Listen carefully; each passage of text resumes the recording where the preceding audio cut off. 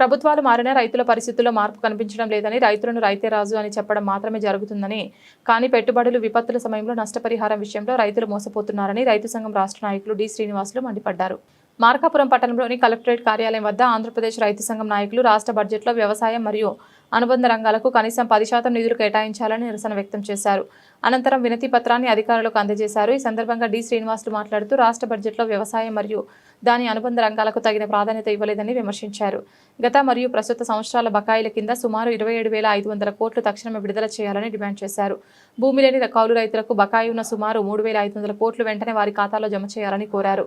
ఎన్నికల వాగ్దానం మేరకు నూతన కౌలు చట్టాన్ని అమలు చేయాలని, ఆత్మహత్యలు చేసుకున్న రైతు కుటుంబాలకు తక్షణ ఎక్స్గ్రేషియా చెల్లించాలని ప్రభుత్వాన్ని కోరారు.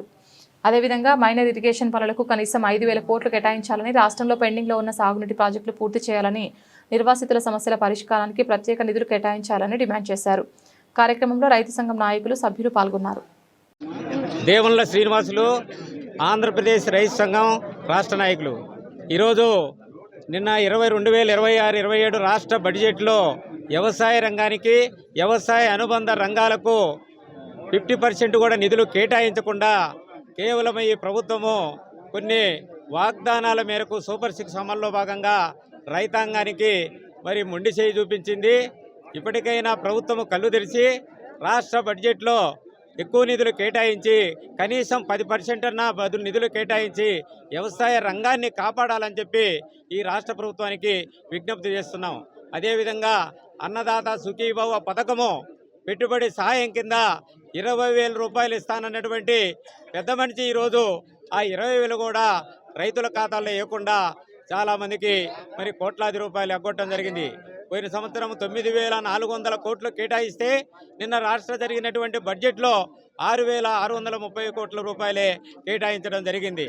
ఇప్పుడు కౌలు రైతులకు సంబంధించినటువంటి ఎలాంటి ప్రత్యేకమైనటువంటి చట్టాలు లేదు.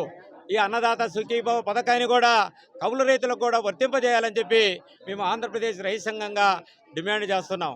అదేవిధంగా పక్కనే ఉన్నటువంటి పూల సుబ్బయ్య ఎలుగొండ ప్రాజెక్టుకు మొన్న జరిగినటువంటి బడ్జెట్లో నిధులు కేటాయించలేదు. మరి రేపు 25వ తారీఖు రాష్ట్ర ముఖ్యమంత్రి గారు పూల సుబ్బయ్య ఎలుగొండ ప్రాంత సందర్శనకు వస్తున్నారు. ముఖ్యమంత్రి గారు ఈ ప్రాంత ప్రజల మీద మీకు చిత్తశుద్ధి ఉంటే ఎలుగొండ ప్రాజెక్టుకు నిధులు కేటాయించి ఉన్నటువంటి పునరావాస కాలనీలను వెంటనే నిర్మాణం చేసి ఆర్ఆర్ ప్యాకేజీని ఇచ్చి ఈ ప్రాంత రైతాంగాన్ని పూల సుబ్బయ్య గారు ఎన్నో సంవత్సరాల నుంచి మరి అనేక ఉద్యమాలు చేసి సాధించి కలనగన్నటువంటి పూల సుబ్బయ్య ఎలుగొండ ప్రాజెక్టుకు ఈరోజు నిధులు కేటాయించకపోవడం వల్ల గత పాలకులు కానీ ఈనాడు అధికారంలో కొనసాగుతున్నటువంటి కూటమి పాలకులు కానీ వెంటనే వెలుగొండ ప్రాజెక్టును పూర్తి చేసి ఈ ప్రాంత ప్రజల యొక్క ఆకాంక్షను నెరవేర్చాలని చెప్పి మేము డిమాండ్ చేస్తున్నాం. అదేవిధంగా ఈరోజు ఉపాధి హామీ పథకము నిన్నటువంటి కేంద్రంలో ఉన్నటువంటి నీరుగార్చారు.